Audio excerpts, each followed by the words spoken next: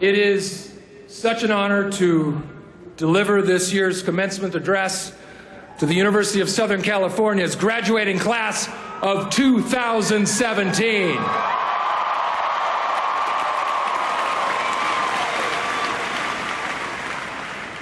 I would like to say thank you, graduates, for that warm welcome. I would also like to apologize to all the parents who are sitting there saying, Will Ferrell, why Will Ferrell? I hate Will Ferrell. I hate him. I hate his movies. He's gross. Although he's much better looking in person. Has he lost weight? By the way, that discussion is happening out there right now. Today, I have also received an honorary doctorate, for which I would like to give my thanks to President Max Nikias. I would also like to recognize my esteemed fellow honorary doctorates, Suzanne Dworak-Peck, a great humanitarian and visionary in the field of social work. Dr. Gary Michelson, whose innovation as one of the country's leading orthopedic spinal surgeons has revolutionized this field.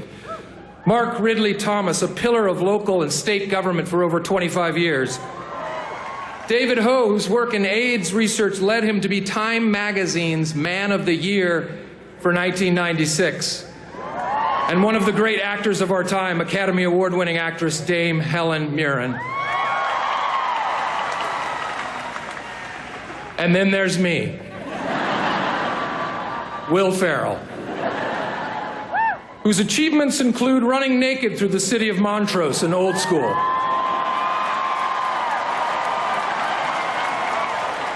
Montrose in the house, all right. Running around in my underwear and racing helmet, thinking that I'm on fire as Ricky Bobby in Talladega Nights.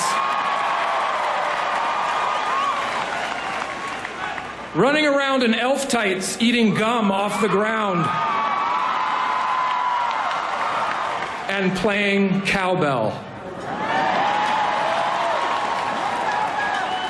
I think my fellow doctorates would agree, based on our achievements, we are all on equal footing.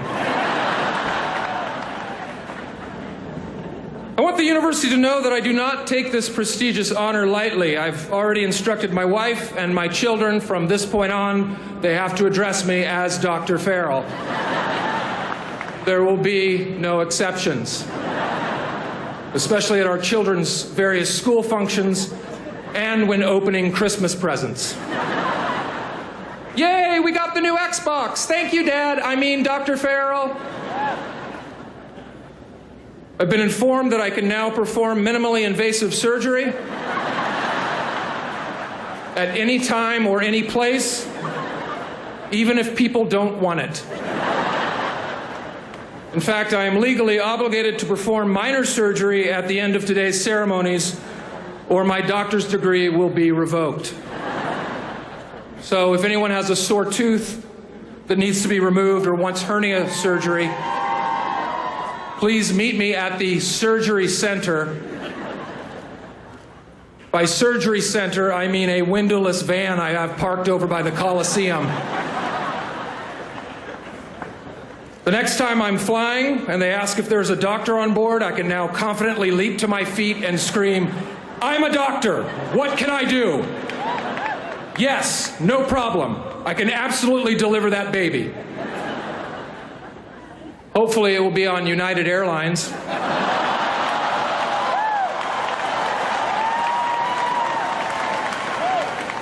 In which I will immediately be subdued and dragged off the aircraft, which we all know will be recorded on someone's iPhone and put on YouTube. You will hear me say, "Call Max Nikias, president of USC. He told me I'm a doctor." Rest assured, President Nikias, I will use my powers wisely. Although this is my first commencement address I have delivered to an actual university, this is not my first commencement speech. The institutions to which I have spoken at previously include Bryman School of Nursing, DeVry Technical School, Debbie Dutzen School of Trucking, University of Phoenix, Hollywood DJ Academy, and Trump University.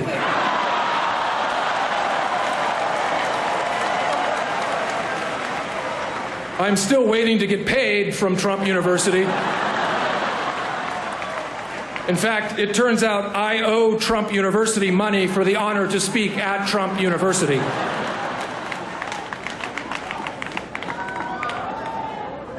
You are the graduating class of 2017. And by every statistical analysis, you are collectively considered the strongest class ever to graduate from this university. All of you have excelled in various courses of study. All of you, except for 4 students. And you know exactly who you are. If you would care to stand and reveal yourself right now, that would be great. Those 4 students. There's 1, 2, 3, 4, 5, 6, 8, more like 20. Very honest of you.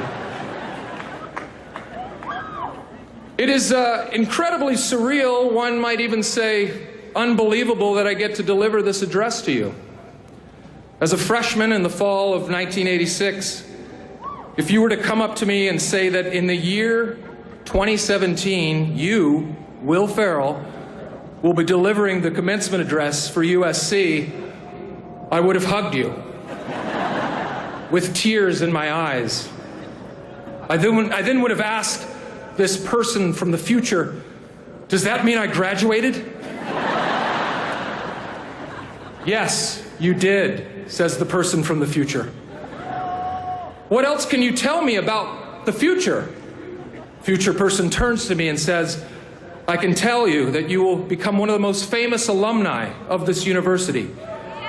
Mentioned in the same breath as John Wayne, Neil Armstrong, and Rob Kardashian.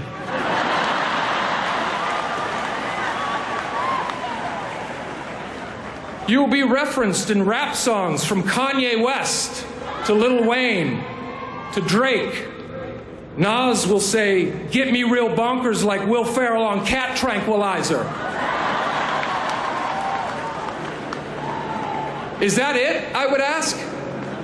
Yes, that sums it up. Except one other thing. In the future, there will be something called Shake Shack. It will start in New York and then come to LA, and people will wait hours for a milkshake. That is definitely good, but not that good that you should wait 2 hours. So yes, if I had heard all of that, I would have been incredulous at best. But it turns out I did graduate in 1990 with a degree in sports information. Yes, you heard me, sports information. A program so difficult, so arduous, that they discontinued the major 8 years after I left.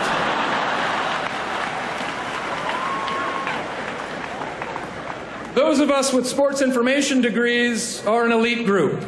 We are like the Navy SEALs of USC graduates. There are very few of us, and there was a high dropout rate. So, I graduate, and I immediately get a job right out of college working for ESPN, right? Wrong. No, I move right back home. Back home to the mean streets of Irvine, California. Yes. Irvine always gets that response. Pretty great success story, right? Yeah, I moved back home for a solid 2 years, I might add. And I was lucky, actually. Lucky that I had a very supportive and understanding mother who's sitting out there in the crowd who let me move back home. And she recognized that while I had an interest in pursuing sportscasting, my gut was telling me that I really wanted to pursue something else. And that something else was comedy. For you see, the seeds for this journey were planted right here on this campus. This campus was a theater or testing lab, if you will. I was always trying to make my friends laugh whenever I could find a moment. I had a work-study job at the Humanities Audio-Visual Department that would allow me to take off from time to time. By allow me, I mean I would just leave and they didn't notice. So I would literally leave my job if I knew friends were attending class close by and crash a lecture while in character. My good buddy Emil, who's also here today, Emil, in the house. Emil told me one day that I should crash his thematic options literature class one day. So I cobbled together a janitor's outfit, complete with work gloves, safety goggles, a dangling lit cigarette, and a bucket full of cleaning supplies. And then I proceeded to walk into the class, interrupting the lecture, informing the professor that I'd just been sent from physical plant to clean up a student's vomit. True story. What Emil neglected to tell me was that the professor of his class was Ronald Gottesman, a professor who co-edited the Norton Anthology of American Literature. Needless to say, a big-time guy. A month after visiting my friend's class as the janitor, I was walking through the campus when someone grabbed me by the shoulder, and it was Ron Gottesman. I thought for sure he was going to tell me to never do that again. Instead, what he told me was that he loved my barging in on his class and that he thought it was one of the funniest things he'd ever seen, and would I please do it again? So, on invitation from Professor Gottesman, I would barge in on his lecture class from time to time as the guy from physical plant, coming by to check on things, and the professor would joyfully play along. One time I got my hands on a power drill, and I just stood outside the classroom door operating the drill.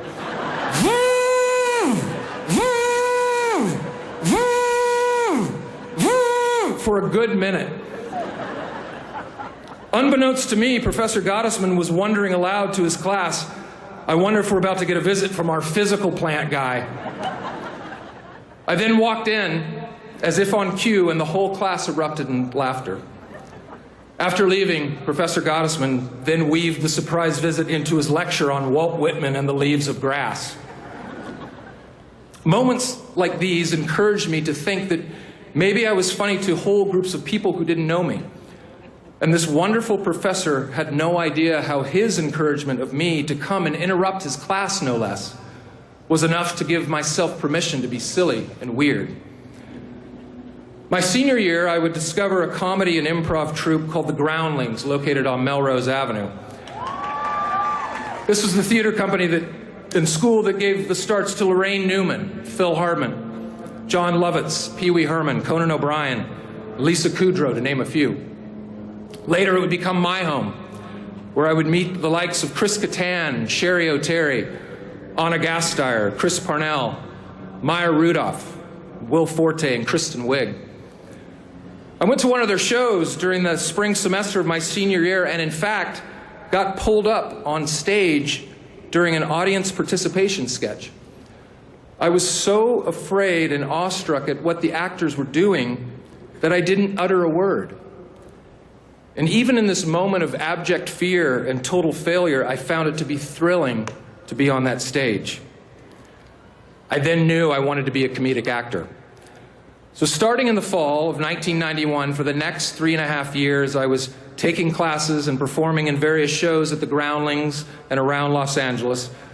I was even trying my hand at stand-up comedy. Not great stand-up, mind you, but enough material to get myself up in front of strangers.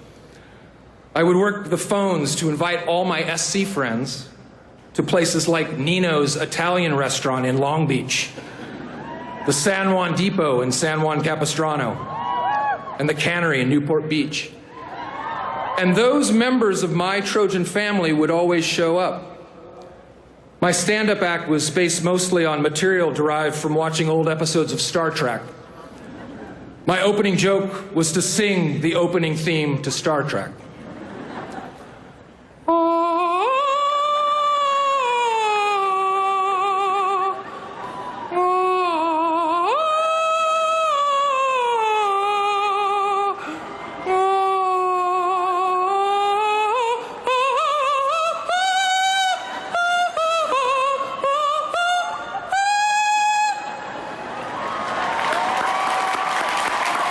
Thank you. Not even funny, just weird. But I didn't care. I was just trying to throw as many darts at the dartboard, hoping that one would eventually stick. Now, don't get me wrong. I wasn't extremely confident that I would succeed during this time period. And after moving back to LA, there were many a night where, in my LA apartment, I would sit down to a meal of spaghetti topped with mustard, with only $20 in my checking account, and I would think to myself, oh well, I can always be a substitute school teacher. And yes, I was afraid. You're never not afraid. I'm still afraid. I was afraid to write the speech. And now I'm just realizing how many people are watching me right now, and it's scary. Can you please look away while I deliver the rest of the speech? But my fear of failure never approached in magnitude my fear of what if. What if I never tried at all? By the spring of 1995, producers from Saturday Night Live had come to see the current show at the Groundlings.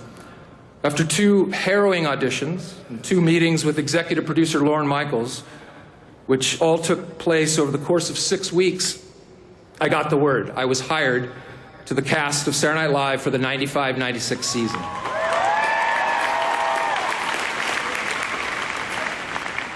I couldn't believe it, and even though I went on to enjoy 7 seasons on the show, it was a rocky beginning for me.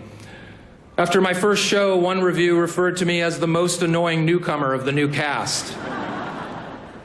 Someone showed this to me, and I promptly put it up on the wall in my office, reminding myself that to some people, I will be annoying.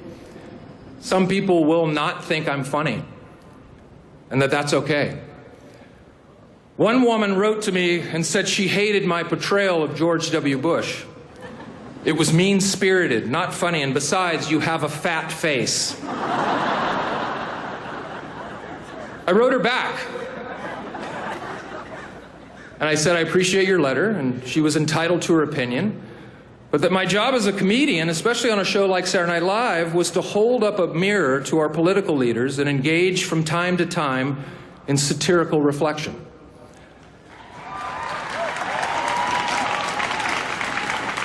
As for my fat face, you are 100% right.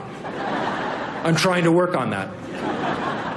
Please don't hesitate to write me again if you feel like I've lost some weight in my face. The venerable television critic for the Washington Post, Tom Shales, came up to me during my last season of the show. He told me congratulations on my time at the show, and then he apologized for things he had written about me in some of his early reviews of my work. I paused for a second before I spoke, and then I said, "How dare you, you son of a bitch?"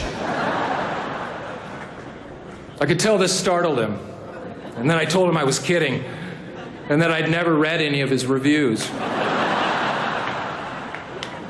It was true, I hadn't read his reviews. In fact, I didn't read any reviews because, once again, I was too busy throwing darts at the dartboard, all the while facing my fears.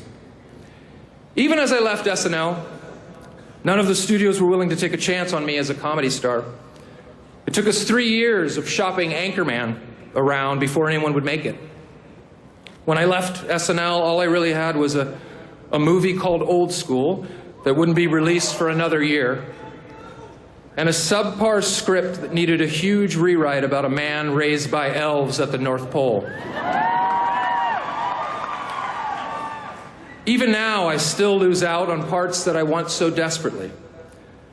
My most painful example was losing the role of Queen Elizabeth in the film The Queen.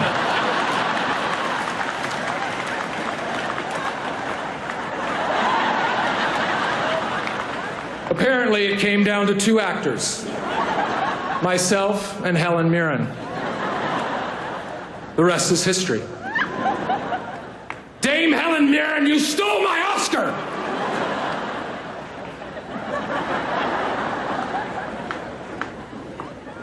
Now, one may look at me as having great success, which I have in the strictest sense of the word.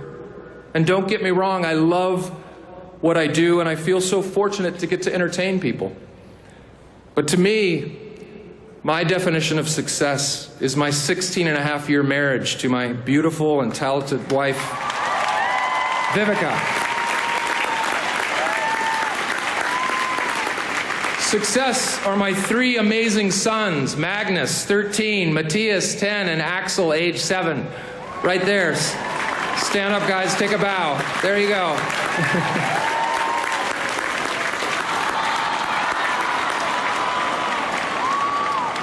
Success to me is my involvement in the charity Cancer for College, which gives college scholarships to cancer survivors.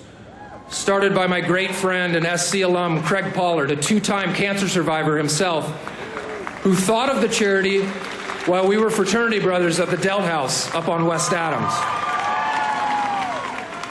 Craig was also one of the members of my Trojan family, sitting front and center at my bad stand-up comedy shows, cheering me on. No matter how cliche it may sound, you will never truly be successful until you learn to give beyond yourself. Empathy and kindness are the true signs of emotional intelligence. And that's what Viv and I try to teach our boys. Hey, Matthias, get your hands off Axel right now. Stop it. I can see you, okay? Dr. Farrell's watching you.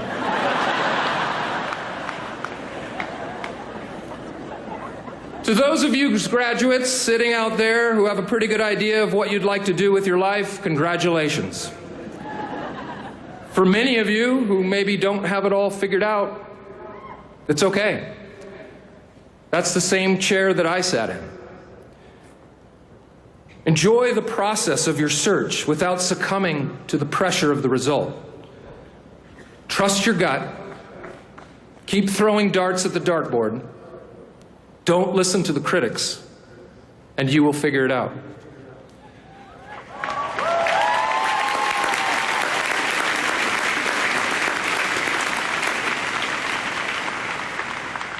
Class of 2017, I just want you to know you will never be alone on whatever path you may choose.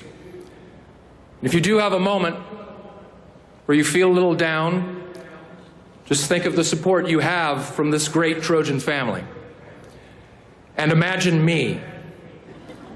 Literally picture my face singing this song gently into your ear. If I should stay, I would only be in your way.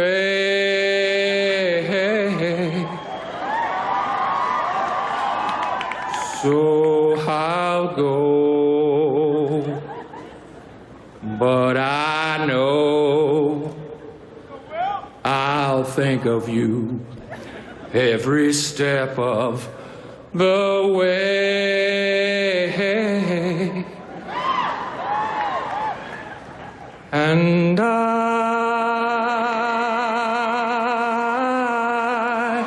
will always love you. Will always love you.